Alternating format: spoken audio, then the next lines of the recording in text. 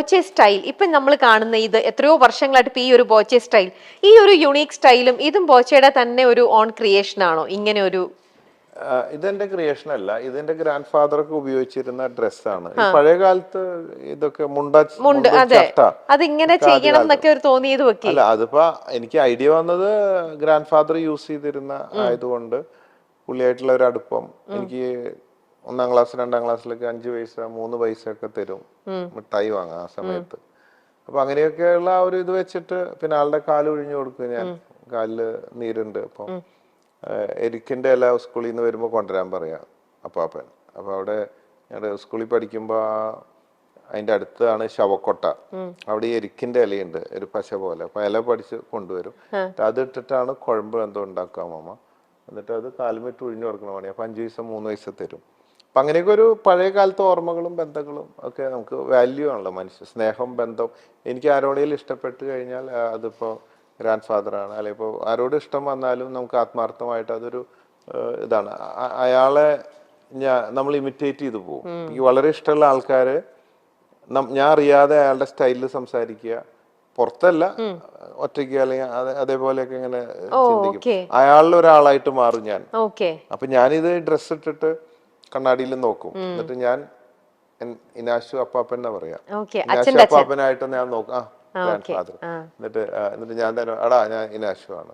അങ്ങനെയൊക്കെയുള്ള കുറെ ഇതൊക്കെ ഉണ്ടല്ലോ. അത് ഇഷ്ടമുള്ളവരെ ഇമിറ്റേറ്റ് ചെയ്യുക, അവരെ കുറിച്ച് ആലോചിക്കുക, ചിന്തിക്കുക, അങ്ങനെയൊക്കെയാണ് ഇത് തുടങ്ങിയത്. ഇടയ്ക്കൊക്കെ ഇടാറുള്ളായിരുന്നു, പിന്നെ ഇട്ടിട്ട് അത് അങ്ങോട്ട് സെറ്റായി. പിന്നെ ആൾക്കാർ അത് സ്വീകരിച്ചു, നമുക്കൊരു യൂണിഫോം തന്നു. ഇനിയിപ്പോ മാറാനും പറ്റാത്തൊരു ഇതാണ്. ഇല്ല, ഒരിക്കലും ഇല്ല. എല്ലാ ഡിസ്കോ ഡാൻസിനോ അതോ ഫോറിനിൽ തണുപ്പൊക്കെ ഉണ്ടെങ്കിൽ അങ്ങനെയൊക്കെ പോകുമ്പോൾ, യാത്ര ചെയ്യുമ്പോൾ ഫ്ലൈറ്റിൽ അങ്ങനെയൊക്കെ ഉണ്ടാവുമ്പേ ഉള്ളൂ. അതർവൈസ് ഇപ്പൊ ഇത് സെറ്റാണ്. ഈ ടൈറ്റ് ആയിട്ടുള്ള ഒക്കെ ഇടുമ്പോ എനിക്ക് ഭയങ്കര കംഫർട്ട് ഇല്ല. നമുക്ക് ഇനി ഒരു വീഡിയോ കോളിലേക്ക് നോക്കാം.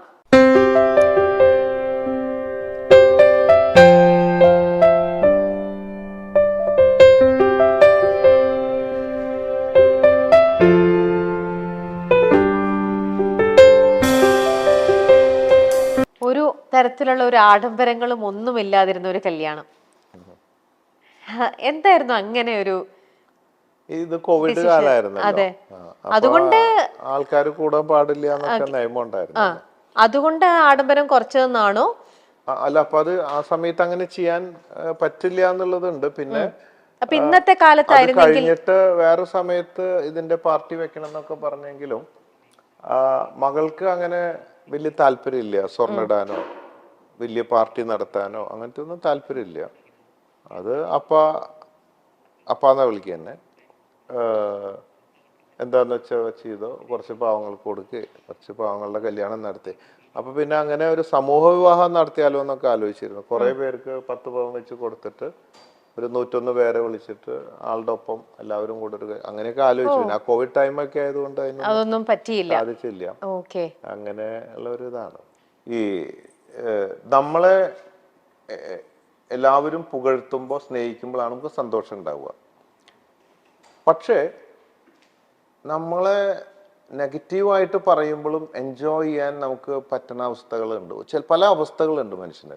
ഇപ്പൊ ഞാൻ പറഞ്ഞല്ലോ, ഇപ്പൊ നമ്മൾ അടിച്ചാൽ വേദനിക്കല്ലേ ചെയ്യാം.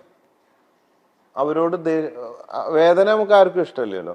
ഞാൻ എൻ്റെ ഒരു ഫ്രണ്ടിന്റെ ഫ്രണ്ടാണ് ബോംബെയിൽ ചെല്ലുമ്പോൾ രാവിലെ തന്നെ ആള് റൂമിൽ നിന്ന് ഒരു ശബ്ദം കേൾക്കുക, പെട്ടെന്ന് അടി ഇങ്ങനെ ചാട്ടവാറ കൊണ്ട് അടിക്കുക, ചിരിക്കുക.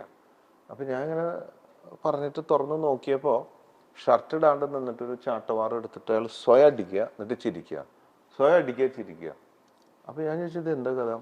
അപ്പൊ പുള്ളി ഒരു ആസാമിയാണ്, ആസാംകാരനല്ല, ഒരു പ്രത്യേക മെന്റാലിറ്റി ഉള്ള ആളാണ്. പുള്ളി പറഞ്ഞു തന്നത് ആളുടെ ജീവിതത്തിൽ പഠിക്കാൻ ഒരുപാട് കാര്യങ്ങളുണ്ട്. ആള് പറയുന്നത് നമ്മൾ സ്വയം വേദനിപ്പിച്ച് കഴിഞ്ഞിട്ട് നമ്മൾ ചിരിച്ച് പഠിച്ചാൽ ഈ വേദന മറികടന്ന് നമുക്ക് ചിരിക്കാൻ പറ്റും. നമ്മുടെ ജീവിതത്തിൽ പല വേദനകൾ വരുമ്പോഴും, ഇപ്പൊ നമ്മൾ ഒരാൾ വീണു, കാലൊടിഞ്ഞു, അല്ലെങ്കിൽ അത് അയ്യോ എന്ന് പറഞ്ഞ് ഓളിയിട്ട് കരയും. അതിന് പകരം നമുക്കൊരു അപകടം വരുമ്പോൾ, പലതും വരുമ്പോൾ മാനസികമായിട്ടും ശാരീരികമായിട്ടും നമ്മൾ, എനിക്ക് തോന്നിയത് ഇയാൾക്ക് വട്ടാണെന്ന്. കാരണം ഞാൻ എന്നിട്ട് പലതും ചെയ്ത് നമ്മൾ ഓരോന്നും, അതാണ് ഞാൻ പറഞ്ഞത്. നമുക്ക് വേദന ഉണ്ടാവുമ്പോൾ ചിരിച്ചു പഠിച്ചാൽ നമുക്ക് ചിരിക്കാൻ കഴിയും. ഇത് ഇപ്പൊ ഡ്രൈവിംഗ് പഠിക്കുന്ന പോലെയല്ലേ, ഇപ്പൊ സ്വിമ്മിങ് പഠിക്കുകയാണ് നമ്മള്. അപ്പോൾ നമ്മൾക്ക് അതിനുള്ള കഴിവ് തന്നിട്ടുണ്ട്, സൃഷ്ടിയിലുണ്ട്, നമ്മുടെ ബ്രെയിനിൽ ഇതിലൊക്കെ ഉണ്ട്. എന്താണോ നമ്മൾ പ്രാക്ടീസ് ചെയ്യുന്നത് അതാണ് നമുക്ക് പറ്റുക. അപ്പോൾ പ്രാക്ടീസ് ചെയ്ത് നമുക്ക് ഒരുപാട് കാര്യം പറ്റും. അപ്പോൾ വേദന വരുമ്പോൾ ചിരിച്ചു പഠിച്ചാൽ നമുക്ക് ചിരിക്കാൻ പറ്റും. It's possible, I proved. അതുപോലെ വിഷമങ്ങളും കാര്യങ്ങളൊക്കെ വരുമ്പോൾ നമ്മളത് പ്രാക്ടീസ് ചെയ്യുക, അങ്ങനെ നടക്കും എന്ന് തോന്നിക്കഴിഞ്ഞാൽ അത് അങ്ങനെ നടന്നു പോകും.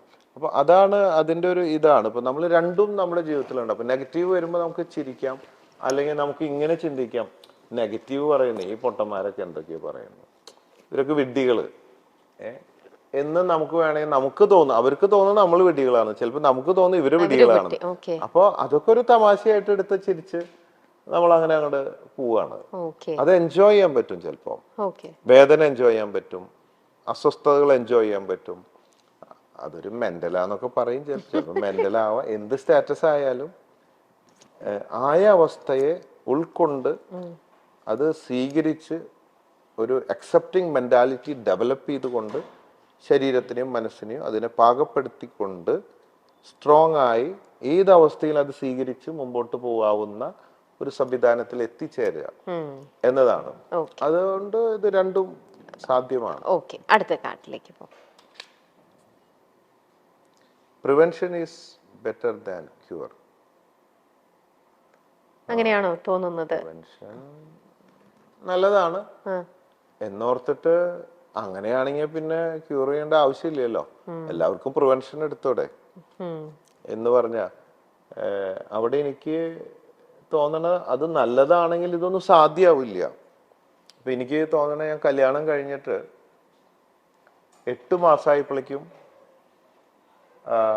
വൈഫ് പ്രഗ്നന്റ് ആയി. രണ്ടുപേർക്ക് ഇത്ര പെട്ടെന്ന് വേണ്ടായിരുന്നായിരുന്നോ? അപ്പൊ അവിടെ പ്രിവെൻഷൻ ആവാമായിരുന്നു. പക്ഷെ കോണ്ടോ സാധനങ്ങളൊന്നും ആ നേരത്തെ ഉപയോഗിക്കാൻ പറ്റിയില്ല, എല്ലാം പെട്ടെന്നായിരുന്നു. ആക്രാന്തം പിടിച്ച പോലെ എന്ന് പറഞ്ഞ പോലെ ഈ പ്രിവെൻഷനൊക്കെ നല്ലതാണ്, പക്ഷെ ആ നേരത്തെ അതൊന്നും നടന്നില്ല. അങ്ങനെ കുട്ടി ഉണ്ടായി. അതാണ് അങ്ങനെയൊക്കെ ഉണ്ടാവുന്നത്. ഇത് പറയാം, പക്ഷെ എപ്പോഴും പ്രിവെൻഷൻ ഉണ്ടാവണം. നല്ല ആഗ്രഹങ്ങളാണ്, നടക്കില്ല, ചിലപ്പോ നടക്കും. അങ്ങനെയൊക്കെയാണ്. അടുത്തത് സ്പോയിൽഡ് റിലേഷൻഷിപ്സ്. അങ്ങനെ ഉണ്ടായിട്ടുണ്ടോ? ഉണ്ടായിട്ടുണ്ട്, അങ്ങനെ ഉണ്ടായിട്ടുണ്ട്.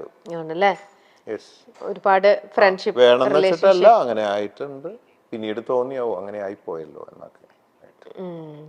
മനുഷ്യരല്ലേ, തെറ്റുകൾ പറ്റാത്തവരില്ലല്ലോ. ഓക്കെ.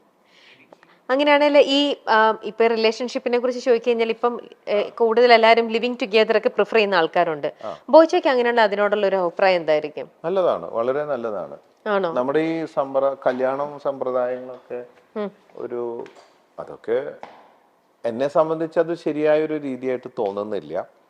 പിന്നെ സൊസൈറ്റിയാണ്, മതങ്ങളും കാര്യങ്ങളും, അവരവരുടെ കൾച്ചറുണ്ട്, അവരവരുടെ കംഫർട്ട്, സൊസൈറ്റി അവരുടെ ജീവിതത്തിന് തെറ്റൊന്നുമില്ല, അവരവരുടെ ഇഷ്ടത്തിനനുസരിച്ച്. പക്ഷെ അതൊക്കെ മേലെ നമ്മൾ അതൊക്കെ വിട്ടിട്ട് ചിന്തിക്കുകയാണെങ്കിൽ ഈ കല്യാണം കഴിച്ച് ജീവിക്കുമ്പോൾ നമുക്കൊരു ലൈസൻസ് കിട്ടിയ പോലെയാണ്. ഇത് നമ്മുടെ ആയി, നമുക്ക് ലൈസൻസായി. അടിമ എന്നർത്ഥമില്ല, എങ്കിലും എന്തൊക്കെ പറഞ്ഞാലും ആണും പെണ്ണും സമത്വം എന്നൊക്കെ പറഞ്ഞാലും അക്കാര്യത്തിൽ ആണുങ്ങളോട് ഒരു വ്യത്യസ്ത അഭിപ്രായമാണ് എനിക്കുള്ളത്. പെണ്ണുങ്ങളെ അവരുടെ താഴെ തന്നെയാണ് നിർത്തി, എല്ലാവരും അല്ലെങ്കിലും 99% അതൊക്കെ തന്നെയാണ്. അതായത് ഇപ്പൊ നമ്മള് ഒരു കാപ്പി ഉണ്ടാക്കി കൊണ്ടടി എന്ന് പറയും, ഭാര്യ ഒരു കാപ്പി ഉണ്ടാക്കി കൊണ്ടുവരാ എന്ന് പറയല് കുറവായിരിക്കും. അങ്ങനെ പറഞ്ഞാലത്തെ അവസ്ഥ സ്നേഹത്തിൽ പറഞ്ഞിട്ട് കൊടുക്കും എന്നും പറയാൻ പറ്റുമോ? അപ്പൊ എന്ന് പറഞ്ഞ പോലെ ഓരോ ഭാഗത്തും അത് ഞാൻ തർക്കിക്കുമ്പോ ഞാൻ ജയിക്കാൻ വേണ്ടിയിട്ട് ഭാര്യയോട് പറയും, അത് ആണിന്റെ താഴെ തന്നെയാണ് പെണ്ണ്, കെടുക്കുമ്പോഴും നീ അടിയിൽ തന്നെയല്ലേ എന്ന് ചോദിക്കും. അതുകൊണ്ട് ആണിന്റെ താഴെയാണ് പെണ്ണ് എന്നൊക്കെ പറയും നമ്മൾ ജയിക്കാൻ വേണ്ടി. പക്ഷെ ആത്മാർത്ഥമായിട്ട് ചിന്തിക്കുമ്പോൾ ശരിക്കും സമത്വം വേണം. സൃഷ്ടി ഒക്കെ ആണ് പെണ്ണ് ആയി എന്നുള്ളത്. അതുകൊണ്ട് ഇത് ഓക്കെ. ആ വേറൊന്നും ഞാൻ കേട്ടിട്ടുണ്ട്, അതെന്താ നമ്മൾ ബോച്ചയുടെ പറഞ്ഞു അടുത്ത് വന്നതില് നമ്മൾ ലിവിങ് അതെ, ടുഗെദറിനെ കുറിച്ച് എന്നതുകൊണ്ട് തന്നെ ചോദിക്കുകയായിരുന്നു. ലിവിങ് ടുഗദർ ആവുമ്പോ ലൈസൻസ് ഇല്ല, രണ്ടുപേരും ഈക്വലാ. ആർക്ക് വേണേ ഇട്ടിട്ട് ആരെ വേണേ ഇട്ടിട്ട് പോവാം എപ്പോ വേണമെങ്കിലും. അപ്പൊ ഈക്വൽ സ്റ്റാറ്റസ് മാത്രമല്ല, എപ്പോഴും ബോയ് ഫ്രണ്ട് ഗേൾ ഫ്രണ്ട് എന്നുള്ളൊരു ഫീലിംഗ് ഉണ്ടാവും. പുതുമ നഷ്ടപ്പെടില്ല, എന്നും ഹണിമൂണാ. മറ്റേ ലൈസൻസ് കിട്ടിയിട്ട് വണ്ടി ഓടിക്കുന്നതും ആ ഒരു ഇതുണ്ടല്ലോ, അപ്പൊ അതിന് വലിയ ത്രില്ല് അങ്ങനെ കുറഞ്ഞു വരും. ഇതെന്നും അപ്പൊ ബോച്ചയുടെ ലൈഫിൽ അപ്പൊ ബോച്ചയുടെ ആവുമ്പോ ഗേൾഫ്രണ്ട് എന്ന് പറയാൻ പറ്റില്ലല്ലോ. ബോച്ചയുടെ വൈഫ് ഇത് കാണുന്നുണ്ടാവില്ലേ? അപ്പൊ ബോച്ചയുടെ ലൈഫിലും എന്താണല്ലേ? പക്ഷെ എന്നാലും അവളെ ഗേൾഫ്രണ്ട് ആക്കാറുണ്ട് ആണല്ലേ? ഇടയ്ക്ക്. ഇടയ്ക്ക് മാത്രം. മറ്റേത് എന്നും ഗേൾഫ്രണ്ടും ബോയ് ഫ്രണ്ടാ, ലൈസൻസ് ഇല്ലല്ലോ. കട്ട് തിന്നുമ്പോ ഒരു സുഖമുണ്ട്, ഒരു മറവ് ഉണ്ടാവുമ്പോ അത് എത്രയായാലും അതിന്റെ ഒരു സുഖം വേറെ തന്നെയാ. അപ്പൊ അങ്ങനെ കട്ട് തിന്നിട്ടുണ്ടെന്നാണോ പറയണത്? പിന്നെ എന്താ, ഞാൻ സത്യം പറയുന്ന ആളല്ലേ. അപ്പൊ അതുകൊണ്ടാണ് അതിന്റെ ആ ഒരു ആ സുഖം മനസ്സിലായത്. ഓക്കെ. പൊതുവേ അപ്പൊ അങ്ങനെയാണെങ്കിൽ ഞാൻ വേറൊന്ന് ഇങ്ങനെ പറഞ്ഞുകൊണ്ട് ചോദിക്കാണ്, ഇത്ര ഫ്രീ ആയിട്ട് ആൻസർ ചെയ്യുന്നതുകൊണ്ട് തന്നെ. ഒരു വിവാഹിതനാണ്, അപ്പം ഇങ്ങനെ ഇരിക്കുമ്പോ തന്നെ ഇപ്പൊ കട്ട് തിന്നു എന്ന് പറയണ്ട് ബോച്ചി. അപ്പൊ അത് ഒരു നല്ല ഒരു ഇതായിട്ട് നമുക്ക് പറയാൻ പറ്റുമോ? ഞാൻ പറഞ്ഞു, ഞാൻ നല്ലത് മാത്രമല്ല, ഞാൻ തെറ്റും ചെയ്യുന്നുണ്ട്, ഞാൻ തെറ്റ് ചെയ്യാറുണ്ട്. ഞാൻ തുറന്ന് എന്റെ ഒരു ക്വാളിറ്റി, തെറ്റ് ചെയ്താൽ തുറന്ന് ഇത്രയല്ലേ വ്യത്യാസമുള്ളൂ, ഞാൻ എല്ലാം തുറന്നു പറയുന്നു. ബാക്കിയുള്ളവരൊക്കെ കാണാൻ പറയത്ത്, അത്രയല്ലേ വ്യത്യാസമുള്ളൂ. എല്ലാവരും മനുഷ്യനും ചോരയും നീരൊക്കെ ഉള്ളവരാ, അല്ലെ മന്ദബുദ്ധി ആയിരിക്കണം. അപ്പോ അതുകൊണ്ട് എല്ലാവരും ഒന്നൊക്കെ തന്നെ, ആഗ്രഹങ്ങളില്ലാത്ത ആരൊക്കെ ഉണ്ട്. ചിലർ ഓപ്പൺ ആണ്, ചിലർ ക്ലോസ്ഡ് ആണ്, ഇത്രയുള്ള വ്യത്യാസമുള്ളൂ. എനിക്ക് ഏകമകൾക്ക് അച്ഛനൊരു സൂപ്പർ ഹീറോ തന്നെയാണ്. തന്റെ പ്രണയം ആദ്യമായി അച്ഛനോട് പറഞ്ഞപ്പോൾ മറ്റൊന്നും നോക്കാതെ സമ്മതം മൂളിയതും അന്ന ഒരു സമയത്ത് തുറന്നു പറഞ്ഞിരുന്നു. ന്യൂ ജനറേഷൻ വിവാഹം നടത്തി കോടികൾ പൊടിക്കുന്ന ചിലർക്കുള്ള മാതൃക കൂടിയായിരുന്നു സ്വർണ്ണ വ്യാപാരിയായ കോടീശ്വരനായ ബോബി ചെമ്മണ്ണൂരിന്റെ മകളുടെ വിവാഹം. ഏറ്റവും സിമ്പിൾ, മാധ്യമ ശ്രദ്ധ ഒന്നും നൽകാതെ നടത്തിയ വിവാഹത്തിന്റെ ദൃശ്യങ്ങൾ ആ സമയത്ത് വൈറലായി മാറിയിരുന്നു. തീർത്തും ലളിതമായ ചടങ്ങുകളിലൂടെയായിരുന്നു ഏക മകളുടെ വിവാഹം ബോബി ചെമ്മണ്ണൂർ നടത്തിയത്.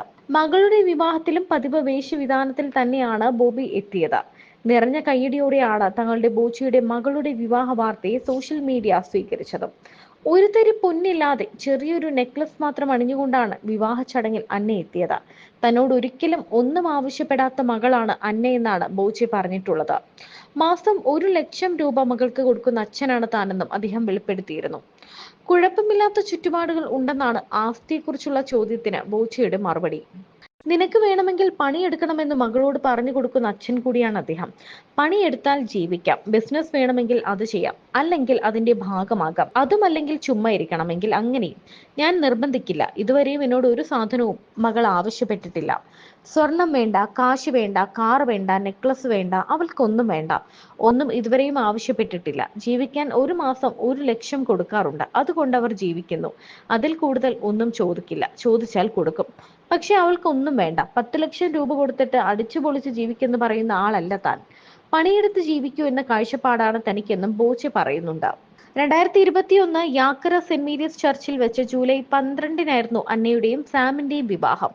വിരലിൽ എണ്ണാവുന്നവർ മാത്രമാണ് ചടങ്ങിൽ പങ്കെടുത്തത്. കോവിഡ് കാലമായതിനാൽ എല്ലാവിധ സുരക്ഷാ മാനദണ്ഡങ്ങളും പാലിച്ചുകൊണ്ടുകൂടിയാണ് ചടങ്ങുകൾ നടന്നത്. വർഷങ്ങൾക്ക് മുൻപേ ഉണ്ടായ സൗഹൃദമാണ് പിന്നീട് പ്രണയത്തിലേക്കും വിവാഹത്തിലേക്കും എത്തിയത്.